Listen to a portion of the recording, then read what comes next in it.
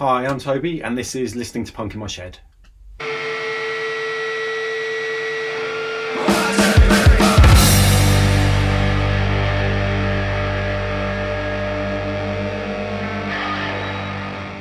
Hi, this is Listening to Punk in My Shed. I'm Toby. Two caveats before we start, which I forgot to do last time.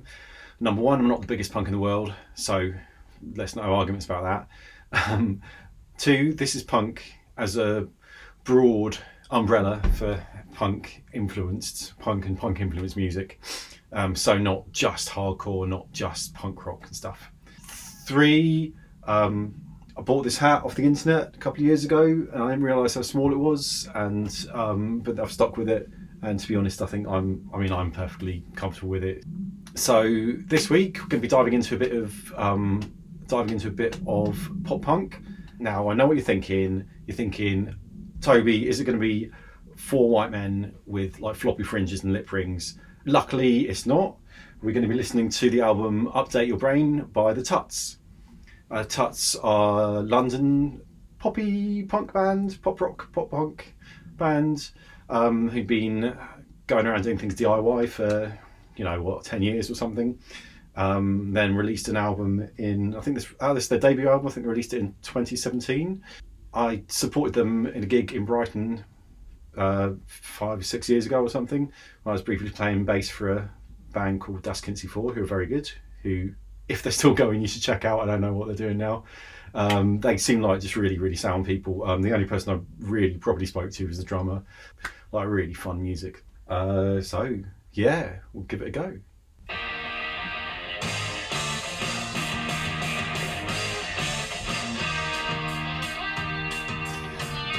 Nice. Kind of like 60s-ish kind of girl band, like sort of stuff the Ramones were influenced by, I think. Really like fun poppy sound, isn't it? She's got that thing where she pronounces the O's, like it's really very London, very like Echo Belly, if you're into 90s Britpop. Really poppy chorus, but you know it's going to come in, yeah.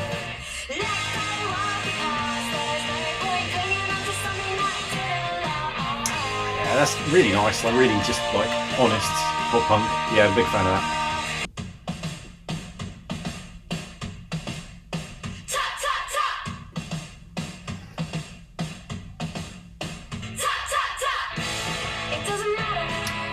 Again, like really poppy.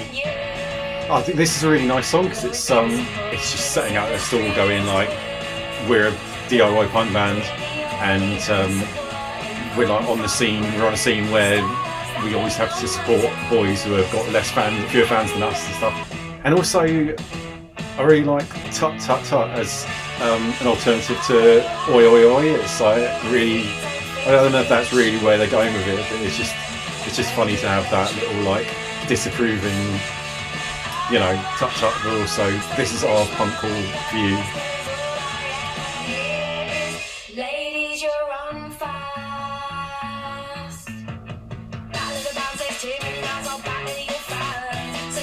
Such a good breakdown. Who the fuck are they anyway? X away for the guests. Doesn't matter if you can't sing, because you got that thing. I don't know. They just To be honest, like, there's a load of great songs on this album, but if this is the only song that they'd ever written and recorded, I'd still say they were leaving a brilliant legacy. It's just great.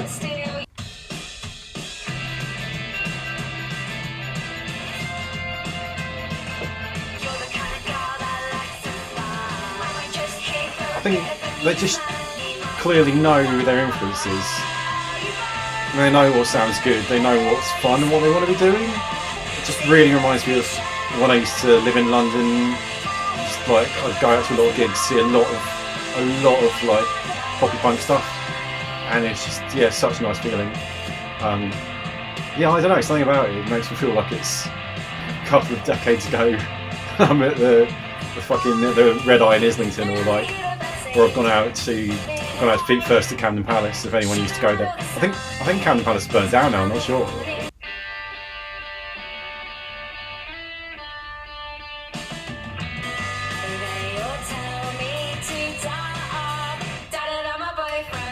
See, like in my head, this was called Kill Your Boyfriend, so I was about to be like, oh, I don't know if it's named after the like graphic novel, but it's not. It's called Dump Your Boyfriend.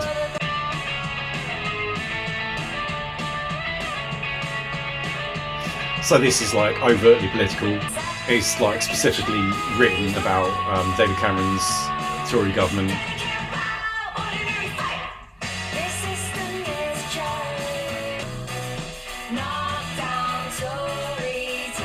Yeah, specifically about the Tories, which, well, I mean, if you know me and my political leanings, then you know that it's something I approve of.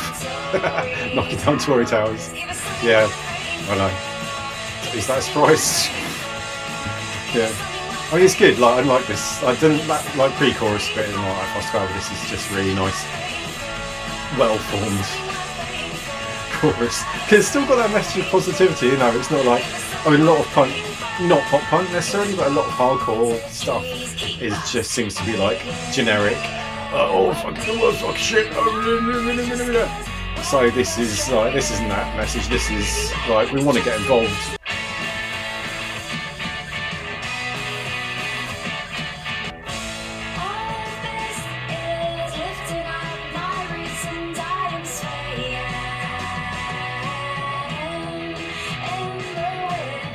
Definitely, this is an album that is drifting more towards, you know, your like indie music, which is good. I'm a big fan of indie music. It's got quite a 90s feel to it, but that might just be my filter. You know, having had like a lot of formative years listening to 90s sort of Britpop stuff in the 90s.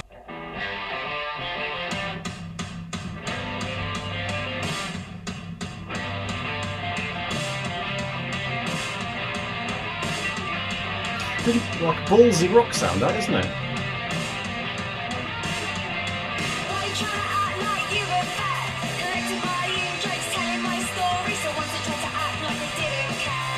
Yeah, definitely, yeah, like ballsy rock. Like, I mean, I want to say AC/DC, I don't know if that's really a fair comparison, but I like it, yeah.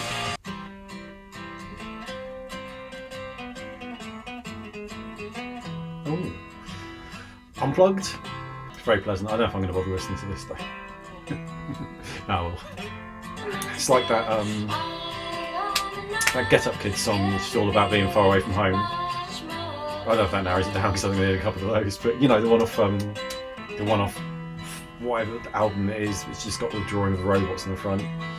Oh god, I should know. Something to Write Home About. Oh, is that actually what it's called? No, doing a song about writing home. What's on the radio? Another act of the reality TV show. Don't want to go. Yeah, it's great. Very like, this is very indie sounding song, very indie punk, sort of, especially like, you know.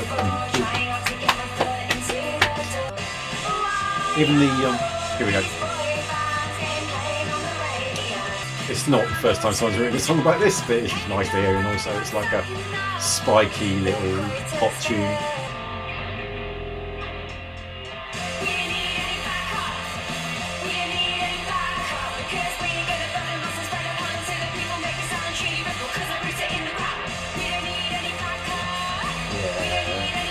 Setting out their stall, their like DIY punk stall. And it's great. I think they should. You know, absolutely. He's like, let people know where you're from. It's fucking great.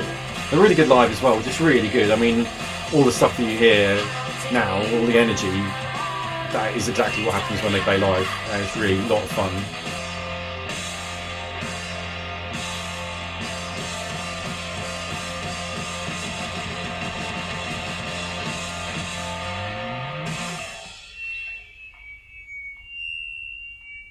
Well, that's definitely ended.